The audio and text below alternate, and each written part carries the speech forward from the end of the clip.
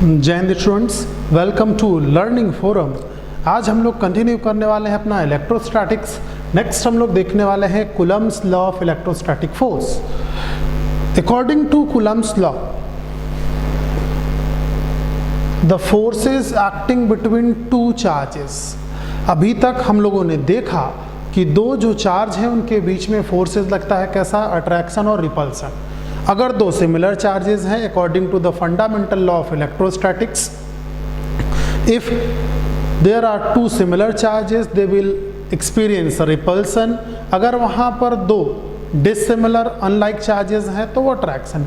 तो हम लोगों ने फंडामेंटल लॉ में पढ़ा था like charges attract, like charges repels each other and unlike charges attracts each other। अब वो अट्रैक्ट रिपेल करते हैं तो कितना न्यूटन फोर्स लगाते हैं, फोर्स लगाएंगे, फोर्स कितना न्यूटन लगाएंगे, उसके लिए हम लोगों ने क्या पढ़ा, Coulomb's law of electrostatic force.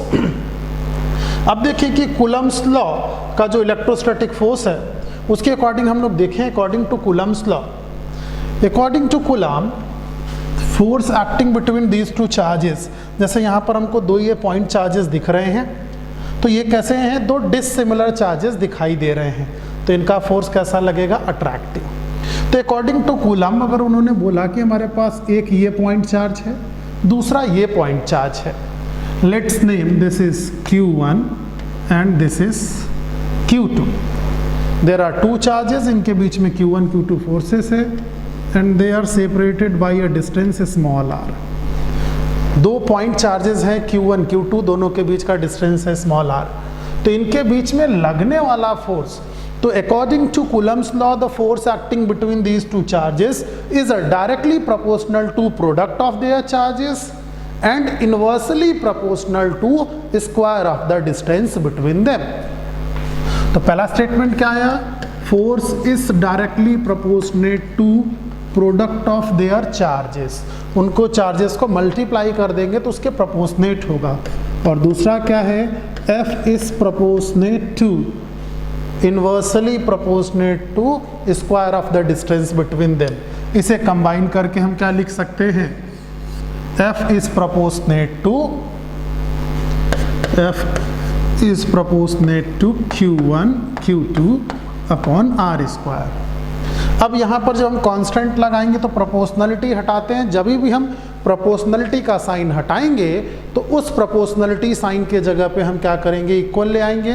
तो प्रोपोर्शनलिटी के जगह इक्वल लगाने के लिए हमको एक प्रोपोर्शनलिटी कांस्टेंट यूज करना पड़ रहा है, जिसे हम क्या बोल रहे हैं, K। तो हमको मिला क्या, F is equals to K Q1 Q2 upon R square. यहाँ पर Q1 Q2 होना चाहिए ये, ठीक। तो क्या मिला आपको, F is equals to K Q1 Q2 upon R square. अब हम देखें यहाँ पर ये जिसकी बात हम कर रहे हैं K, ये K क्या है और इसे हम कैसे करते हैं, ये आया क्या। तो ये किन किन चीज़ों पर डिपेंड कर रहा है, according to Coulomb's law the force acting between these two charges is directly proportional to product of their charges and inversely proportional to square of the distance between them. तो हम इसको कंबाइन करके क्या लिखते हैं, F is proportional to Q1 Q2 upon R square. अब F is equals to K Q1 Q2 upon R square. तो हमको ये मिल गया हमारा क्या, फॉर्मूला, ठीक। तो अब हम क्या देखें, यहाँ पर जो हमको फोर्स मिला, हमको ये पता चल गया कि ये फोर्स है कैसा और कितना है। तो अकॉर्डिंग टू कूलम्स लॉ हमको ये मिल गया। तो इसे हम ऐसे भी लिखते हैं, अगर इन दोनों के बीच में फ्री स्पेस है तो इसे हम ऐसा भी लिखते हैं 1/4 pi epsilon not Q1 Q2 upon R square. हम ऐसा भी लिखते हैं इनके लिए 1/4 pi epsilon Q1 Q2 upon R square, ऐसा भी हम लिखते हैं। तो यहाँ पर हम लोग देखें कि ये जो K है, K इज इक्वल्स टू, हमने क्या लिख दिया, तो हमने लिखा K इज इक्वल्स टू क्या लिख दिया, 1/4 पाई एप्सिलॉन नॉट। तो K क्या था वहां पर, प्रोपोर्शनलिटी कांस्टेंट, हाँ। और यहाँ पर एप्सिलॉन क्या है, एप्सिलॉन तो प्रोपोर्शनलिटी नहीं है, proportionality is 1/4 pi epsilon. Epsilon is permittivity, epsilon is permittivity. अब देखें कि इसके बारे में हम लोग थोड़ा सा ध्यान देंगे कि जो फोर्सेस लग रहे हैं और ये परमिटिविटी क्या है। इसकी वैल्यू 1/4 पाई एप्सिलॉन नॉट की वैल्यू होती है 9 into 10⁹ newton metre square per coulomb square. ठीक, इसे हम क्या लिख सकते हैं, परमिटिविटी हम कह रहे हैं, और इसकी वैल्यू क्या लिखा हमने, वैल्यू हम लोगों ने लिखा K is equals to, value हमने लिखा है K is equals to 9 into 10⁹ newton metre square per coulomb square. कब, जब ये किसके बराबर होगा, 1/4 पाई एप्सिलॉन नॉट। तो हमको मिल गया है अकॉर्डिंग टू कूलम्ब्स लॉ। तो 1/4 पाई एप्सिलॉन, अब ये एप्सिलॉन परमिटिविटी डिपेंड किस पे करेगी, permittivity will depend medium between the charges. Let's take an example, हम एक एग्जाम्पल लेकर के देखते हैं कि ये कैसे हो रहा है। तो यहाँ पर अब ये कूलम्ब्स लॉ क्लियर है कि F is equals to K Q1 Q2 upon R square. इसे आप 1/4 pi epsilon Q1 Q2 upon R square भी लिख सकते हैं। अब देखें कि जो Q1 Q2 है, इनके बीच में जो अट्रैक्टिव फोर्सेस लग रहे हैं, इसको देखा जाए थोड़ा सा और फिर इसी को हम लोग एक्सप्लेन करते हैं।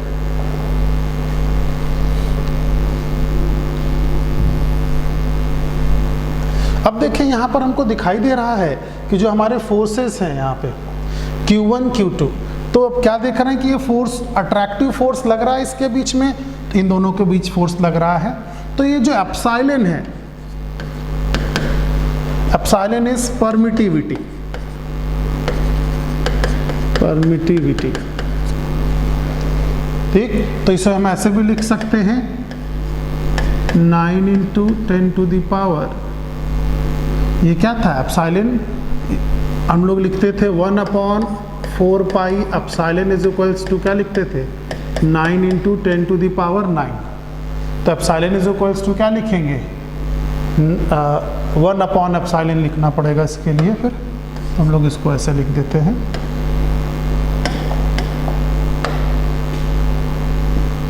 4 पाई अपॉन 9 इंटू 10⁹9, या इसे ऐसे भी लिखा जा सकता है। इसे सबसे सिंपल हम आपको बताएं कि 1/4 पाई एप्सिलॉन लिखा गया है, इसी को सॉल्व कर दीजिए। तो क्या करिए, एप्सिलॉन उधर ले लीजिए, तो क्या हो जाएगा 1/, एप्सिलॉन उधर ले लेंगे तो क्या बच जाएगा बेटा 4 पाई 9 इंटू 10⁹9, ये हमको क्या मिल गया, एप्सिलॉन नॉट। ये क्या है, एप्सिलॉन नॉट है क्या, परमिटिविटी ऑफ फ्री स्पेस, मतलब खाली जगह की परमिटिविटी है ये, मतलब जहाँ पे स्पेस हो, खाली जगह की परमिटिविटी को हम क्या बोलेंगे, परमिटिविटी ऑफ फ्री स्पेस। मतलब दो चार्जेस हैं, एक चार्जेस मान लेते हैं ये है, दूसरा चार्ज ये है, ये 2 पॉइंट चार्जेस हैं, लेकिन इनके बीच में कुछ भी नहीं है, फ्री स्पेस है एयर जस्ट। ठीक, तो अब वो क्या है एप्सिलॉन नॉट। तो इसकी वैल्यू कितनी आएगी, इसकी वैल्यू आएगी 8.8, इसकी वैल्यू आई थी 8.85 इंटू 10⁻⁻12 कूलम्ब स्क्वायर पर न्यूटन पर मीटर स्क्वायर। ठीक, ये हमको क्या मिल गया, एप्सिलॉन नॉट की वैल्यू मिल गई। अब देखें कि जब हम ये देख पा रहे हैं कि इधर से इधर ये अट्रैक्टिव फोर्स लग रहा है, तो क्या हम फ्री स्पेस के अलावा, आंसर इज यस। अगर हम इस फ्री स्पेस के अलावा यहाँ पर कोई दूसरा मटेरियल इन चार्जेस के बीच में रख देंगे, तो ये एक दूसरे पे, इनके बीच में जो लगने वाला फोर्स है वो चेंज हो जाएगा। मीन्स दो आवेशों के बीच लगने वाला बल अकॉर्डिंग टू कूलम्ब, उनके चार्जों के, उनके जो आवेश हैं, चार्ज हैं, उनके मल्टीपल पे डिपेंड करेगा। ठीक, ये दो चार्जेस हैं हमारे पास, तो according to Coulomb the force acting between them is directly proportional to product of their charges, inversely proportional to square of the distance between them, and it will also depends the medium, permittivity of the medium, इनके बीच का जो medium है उस पर depend करेगा। अब suppose जैसे एप्सिलॉन फॉर मेटल, अगर हम मान लेते हैं कि यहाँ पे हम क्या कर देते हैं, लोहे की एक सीट लगा देते हैं, ये Q1 Q2 के बीच में हम करते क्या हैं कि हम यहाँ पर एक लोहे की सीट लगा देते हैं, एक लोहे की सीट लगा देते हैं। ठीक, अब लोहे की सीट लगा देंगे तो लोहा क्या है, मेटल, मेटल सीट लगा दिया हमने। ठीक, आयरन की सीट लगा दी। अब ये मेटल सीट क्या होगा, जैसे मेटल सीट हमने लगा दिया तो epsilon for metal is infinite. ठीक, यहाँ पर जो हमने मेटालिक स्ट्रिप लगा दी, एक मेटल का पूरा स्लैब लगा दिया, अब इसकी वजह से ये एप्सिलॉन हो गया।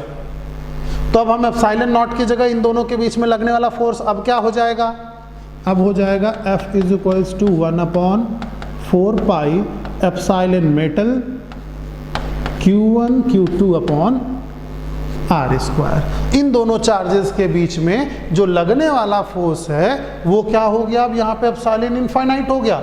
अब इनकी कुछ भी वैल्यू हो, if something is divided by infinity, तो फोर्स क्या हो जाने वाला है, 0।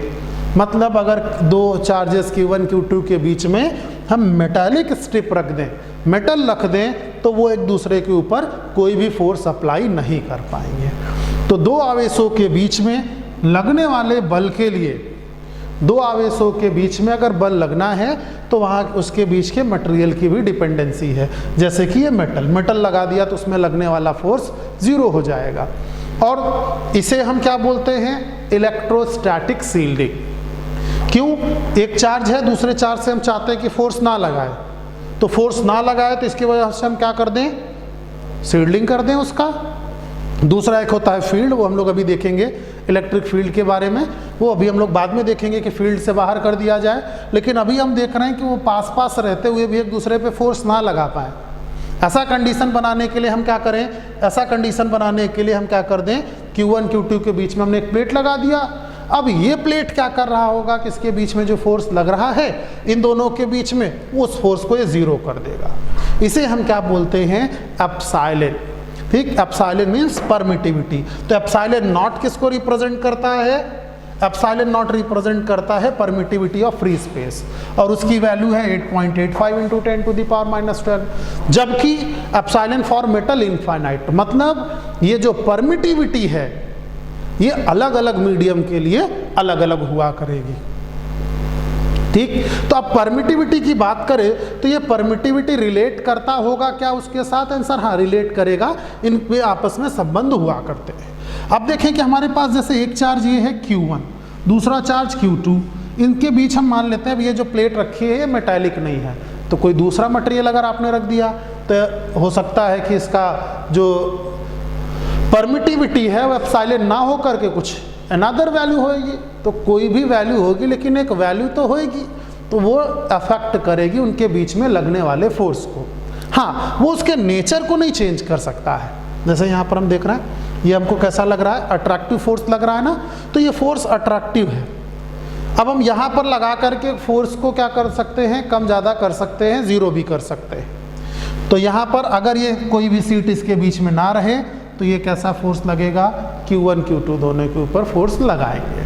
ठीक, ये बात हो गई कूलम्ब्स लॉ की। अब इसका वेक्टर फॉर्म देखते हैं कि ये वेक्टर फॉर्म में कैसे हम इन्हें लिखें। क्यों, क्योंकि फोर्स क्या है, वेक्टर फॉर्म है। फोर्स तो वेक्टर क्वांटिटी है, लेकिन यहाँ पर आने वाली क्वांटिटी कुछ वेक्टर नहीं, ना चार्ज वेक्टर क्वांटिटी है। R is the separation between them, Q charge scalar quantity है। तो स्केलर क्वांटिटीज हैं और उनका रिजल्टेंट हमको वेक्टर कैसे मिल रहा है उसके बारे में थोड़ा सा हम लोग देखते हैं। जो भी चीज़ें क्लियर ना हो आप कमेंट बॉक्स में बता सकते हैं, you will get the solution over there. Either अगर उसमें ज़्यादा आपको प्रॉब्लम्स आ रही होंगी तो हम उसके लिए एक सेपरेट वीडियो बना देंगे, जो भी टॉपिक आपको क्लियर नहीं हो पा रहा है। Coulomb's law of electric force, ये क्या कह रहे हैं, for the two charges located in free space and SI units, ये क्या लिखा है, K की वैल्यू। लेकिन ये K की वैल्यू कब अप्लीकेबल होगी, ये K की वैल्यू केवल तभी अप्लीकेबल होगी जब ये क्या होगा, फ्री स्पेस की बात होगी। मीन्स एक चार्ज ये है, दूसरा चार्ज ये है, इनके बीच का डिस्टेंस R है, मीन्स फ्री स्पेस है, तभी ये अप्लीकेबल होएगा। Where epsilon naught is called permittivity of free space. Epsilon naught अभी हम लोगों ने डिस्कस किया था, ये लिखा, where epsilon naught is permittivity of free space. ठीक, अब देखें कि हमको क्या मिला, F is equals to 1/4 pi epsilon Q1 Q2 upon R square, जहाँ पे एप्सिलॉन क्या है 1/4 pi epsilon not, epsilon not है 8.854 इंटू 10 टू द पावर -12। ये हमको क्या मिला, एप्सिलॉन की वैल्यू। तो अब एप्सिलॉन की वैल्यू मिल गई तो इसका यूनिट नहीं लिखा गया, इसका यूनिट क्या होगा, इसका यूनिट निकाला जाए तो इसका यूनिट क्या मिलेगा आपको, कूलम्ब स्क्वायर न्यूटन की पावर -1 एंड पर मीटर स्क्वायर, ये इसका यूनिट होगा। कूलम्ब स्क्वायर न्यूटन की पावर -1 मीटर का पावर -2। तो हम यहाँ पर जो चीज़ देख पाए हैं वो क्या है कि जो हमारा फोर्स है वो उसकी डिपेंडेंसी मीडियम पे, product of the charges and distance between them, इन तीन चीज़ों पर वो डिपेंड करेगा। ठीक, अब कूलम्ब्स लॉ कहाँ कैसे हम लोग देखते हैं तो उसका थोड़ा सा वेक्टर फॉर्म हम लोग देख लेते हैं। Coulomb's law in vector form,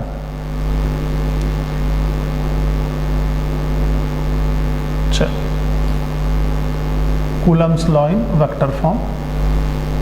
अब देखें यहाँ पर आपको दिख रहा है कि एक पॉजिटिव चार्ज है Q1, दूसरा पॉजिटिव चार्ज है Q2। Q1 और Q2 के बीच में एक डिस्टेंस हमको दिखाई दे रहा है, दैट इज R। अब इसकी नेमिंग की जाती है। अब ये दोनों पॉजिटिव चार्ज हैं तो इसका मतलब ये एक लाइक चार्जेस हैं और हमको पता है लाइक चार्जेस और रिपेल्स ईच अदर।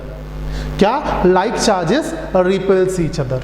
ठीक है, अब हम यहाँ पर रिपल्सन देख रहे हैं तो हम यहाँ पर इसका कुछ नेमिंग कर देते हैं। जैसे ये हम क्या देख रहे हैं, इधर पे फोर्स लग रहा है तो इधर से इधर की डिस्टेंस जो इस पे लगने वाला फोर्स है वो हमने क्या लिखा, F, तो उसका कुछ नाम रखें क्योंकि F तो इधर भी लगने वाला है। तो एक फोर्स इधर लग गया, दूसरा फोर्स इधर लग गया, ये हमने कर दिया। ठीक, तो हमारा एक ऑब्जेक्ट है ये जो पॉजिटिवली चार्ज है, दूसरा ऑब्जेक्ट ये जो पॉजिटिवली चार्ज है, इन पे लगने वाले फोर्सेस।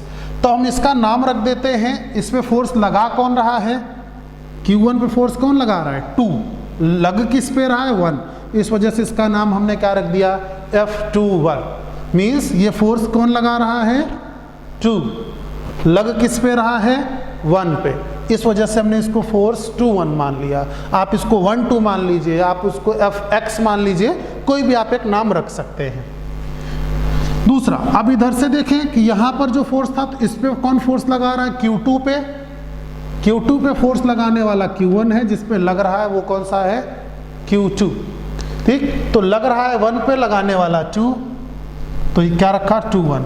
लग रहा है फोर्स 2 पे, लगाने वाला 1, तो लगाने वाला फिर बाद में जिस पे लग रहा है, ये हमने नाम रख दिए इसके। अब इसका वेक्टर फॉर्म देखा जाए तो हम लिखें, पहले इसी के लिए लिख लेते हैं, F21 is equals to, F21 is equals to क्या लिखेंगे, इनके बीच में अभी माना गया कि फ्री स्पेस है, 4 पाई epsilon not, 4 pi epsilon not Q1 Q2 upon R square. R यहाँ से यहाँ के बीच का सेपरेशन है। फिर भी अब हमको यहाँ तो वेक्टर दिख रहा है, इधर वेक्टर नहीं दिख रहा है, तो हम क्या करेंगे, वेक्टर फोर्स की डायरेक्शन चाहिए हमको, तो 2-1 किधर लग रहा है, इधर से इधर, किधर का डायरेक्शन है, इधर से इधर। तो इधर से इधर वाले को हम क्या करेंगे, इधर से इधर की डायरेक्शन को हम एक नाम दे देते हैं, इधर से इधर वाले डायरेक्शन को हम नाम दे देते हैं R21 कैप। कैप क्या बता रहा है, तो कैप में आपने पढ़ा होगा यूनिट वेक्टर। यूनिट वेक्टर क्या होता है, ऐसा वेक्टर जिसका अपना मैग्नीट्यूड कितना हो, 1, लेकिन वो स्पेसिफिक डायरेक्शन बताए। तो इधर से इधर की एक डायरेक्शन होगी जिसे हमने क्या बोल दिया, R21 कैप। तो अगर हम इसमें R21 कैप का मल्टीप्लाई कर देंगे तो कोई दिक्कत होगी। इसका मैग्नीट्यूड कितना है, 1, तो किसी भी नंबर में, किसी भी वेरिएबल में 1 के मल्टीप्लाई करने से कोई भी फर्क नहीं पड़ता है, कोई इफेक्ट ही नहीं पड़ता है। तो जब कोई इफेक्ट पड़ता ही नहीं है तो फिर हमारी मर्जी, चाहे जितना हम कैप मल्टीप्लाई करें।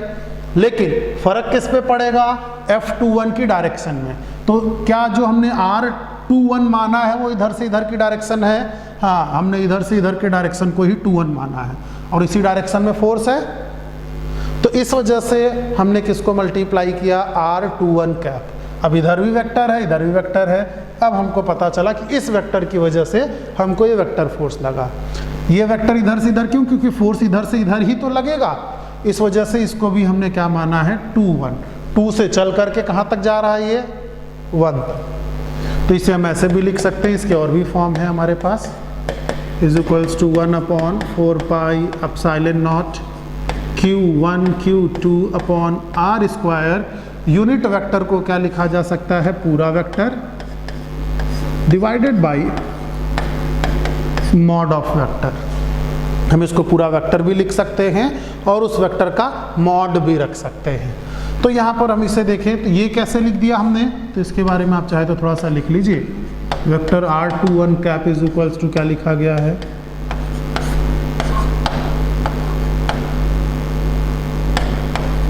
ठीक, R21 ये लिखा गया है क्या, vector R21 upon mod of vector R21, मतलब केवल मैग्नीट्यूड होता है। तो इस मैग्नीट्यूड को हम इसमें मल्टीप्लाई भी कर सकते हैं क्या, हाँ कर सकते हैं, स्क्वायर था ना, इसको स्क्वायर रखें। अब अगर इसको मल्टीप्लाई कर देंगे तो ये तो R के बराबर है, तो यहाँ पे आप इसको ऐसे भी लिख सकते हैं, F21 is equals to 1/4 pi epsilon not Q1 Q2 upon R cube, ठीक। तो ये R क्यूब कहाँ से आ गया, ये आ गया R12, इसका मॉड ये R के बराबर, ये तो मतलब वेक्टर है, लेकिन इसका मॉड लगाने का क्या मतलब है, जब भी हम किसी वेक्टर पे मॉड अप्लाई कर देते हैं तो मॉड लगाने का मतलब होता है उसका केवल मैग्नीट्यूड, डायरेक्शन नहीं। तो हमने मॉड लगाया था तो R के मल्टीपल है। अब यहाँ पर देखें कि हमको ये क्या मिल गया, ये वेक्टर फॉर्म है कूलम्स लॉ के। कूलम्स लॉ लगा, लेकिन हमको यहाँ पे क्या फोर्स वेक्टर था और ये वेक्टर नहीं था। अभी हमने इसका वेक्टर फॉर्म लिख लिया, तो हमको फोर्स की डायरेक्शन भी हम यहाँ से फाइंड कर सकते हैं। अब दूसरा हमने जो बोला था कूलम्स लॉ, एक समस्या आ रही क्या हम लोगों ने, according to Coulomb's law force is inversely proportional to square of the distance between them. Force is inversely proportional to square of the distance between them. तो क्या फोर्स को हम F is proportionate to 1/R³ लिख सकते हैं? क्या हम ऐसा कर सकते हैं या नहीं कर सकते हैं? क्या ये सही है या नहीं सही है? ठीक, ईमानदारी से आपके माइंड में जो आंसर आएगा लिख करके तब आगे वीडियो देखिएगा। इसका जो आंसर आपको लगता है कि क्या according to Coulomb's law force is directly proportionate to square, force is inversely proportional to square of the distance between them, लेकिन यहाँ पे हमको क्या मिल रहा है, force is inversely proportional to cube of the distance. क्या ये रिलेशन सही है? अगर ईमानदारी से वीडियो देखें और कमेंट में बताएं कि क्या ये सही है, क्या हम ऐसा कह सकते हैं force is inversely proportional to cube of the distance between them. ठीक, अब हम इसका आंसर बताएंगे, लेकिन इसके पहले आपके मन में जो भी आंसर आया होगा कमेंट बॉक्स में जरूर लिखें। कमेंट बॉक्स में लिख देंगे, उसके बाद हम लोग इसका आंसर आपको हम बता रहे हैं। यह रिलेशन सही नहीं है। क्यों?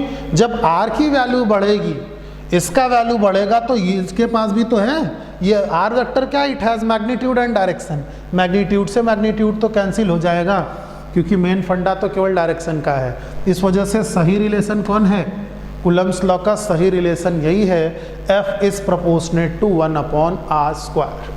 तो अब हमने किसका लिख लिया, 2 1 का लिख लिया। ये फोर्स हम लोग निकाल चुके हैं। अभी तक हम लोग क्या किए हैं, हम लोग ये फोर्स को कैलकुलेट किए हैं। अब हम लोग इनको निकालने का ट्राई करते हैं। ठीक, तो ये हमको फोर्स क्या मिला, F21 is equals to 1/4 pi epsilon Q1 Q2 upon R³ multiplied by 2n। इसमें से कोई सा भी इक्वेशन आप यूज करते हैं, सभी इक्वेशन अपने आप में कंप्लीट हैं।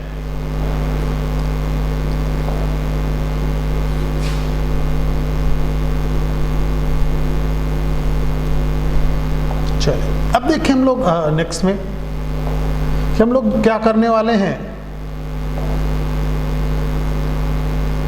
यहाँ पर देखिए कूलम्ब्स लॉ में हम लोगों ने देखा, तो अब हम दूसरा फोर्स देखें। यहाँ पर हमको क्या दिख रहा है, एक जगह से दूसरी जगह की डायरेक्शन। तो यहाँ पे बड़ा सिंपली हम लोग एक चीज़ कह सकते हैं कि जो दूसरों का रिलेशन है, दूसरे फोर्स का रिलेशन हम लोग देखें, ठीक। तो अब हम इनका रिलेशन निकालने वाले हैं, वही निकालते हैं। F12 निकाले हैं, अब चाहिए हमको F12। F21 हम निकाल चुके हैं। F21 हम लोगों ने निकाला था, याद रखिएगा 1/4 पाई एप्सिलॉन। इसके लिए भी क्या, product of the charges square of the distance between them. तो यहाँ पर एक और चीज़ क्या मिल जाएगी हमको, अब यहाँ पर क्या लिखेंगे, इधर से इधर फोर्स लग रहा है ना इस पे, तो यहाँ पर क्या लिखेंगे R12 कैप, आपकी मर्जी, आप इसे 21 भी मान सकते हैं, ठीक। तो फिर से ही हमको क्या मिल गया, इसका वेक्टर फॉर्म। इसे भी ऐसे ही ओपन कर सकते हैं। तो यहाँ पर हम देखेंगे कि हमको जो मिला था ये F12, तो ये क्या मिला हमको, यही तो था F21। F21 यही था, बस एक डिफरेंस है इसका, एक की डायरेक्शन इधर थी, दूसरे की डायरेक्शन अपोजिट। तो हम क्या बोलेंगे कि इनके मैग्नीट्यूड आपस में बराबर हैं। मींस जो फोर्स Q1 Q2 पे लगाएगा वही फोर्स Q2 Q1 पे लगाएगा। फॉर एग्जाम्पल हम कहें कि ये जो हमारे पास Q1 है ये 1 माइक्रोकुलाम है, और जो Q2 है ये 100 माइक्रोकुलाम है। तो कोई फर्क नहीं पड़ता है उसमें कि कोई 100 माइक्रोकुलाम है और कोई 1 माइक्रोकुलाम है। इन दोनों के बीच ये जो लगने वाला इलेक्ट्रोस्टैटिक फोर्स है, इन दोनों के बीच में लगने वाला इलेक्ट्रोस्टैटिक फोर्स कैसा है, बराबर। मींस जितना Q1 Q2 को रिपेल करेगा, Q2 भी उतना ही Q1 को रिपेल करेगा। Means forces acting between them are equal and opposite. ये एक दूसरे पर बराबर और विपरीत बल लगाते हैं। Forces acting between them are equal and opposite. तो इसे हम ऐसे भी लिख सकते हैं, या इसे आप ऐसे लिख सकते हैं, F21 is equals to minus F12 direction के साथ। तो इसे हम क्या बोलेंगे, इक्वल एंड अपोजिट।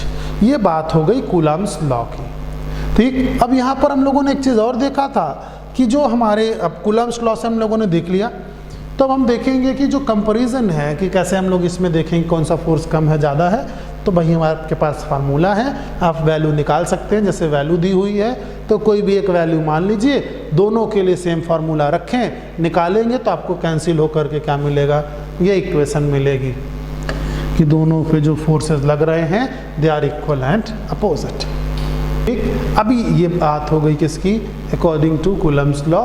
जो फोर्सेस हम लोग देखते हैं वो फोर्स कैसे निकालेंगे, वेक्टर फॉर्म में कैसे लिखेंगे, यहाँ तक हम लोग इस वीडियो में देख चुके हैं, ठीक। किसी भी डाउट के लिए काइंडली कमेंट बॉक्स में बताएं जो डाउट हो। दूसरा, कोई डाउट नहीं है तो आपको वीडियो कैसी लगी, क्या चीज़ इंप्रूव की जाए तो और अच्छा हो जाए, कमेंट बॉक्स में ज़रूर बताएं। थैंक यू, जय हिंद।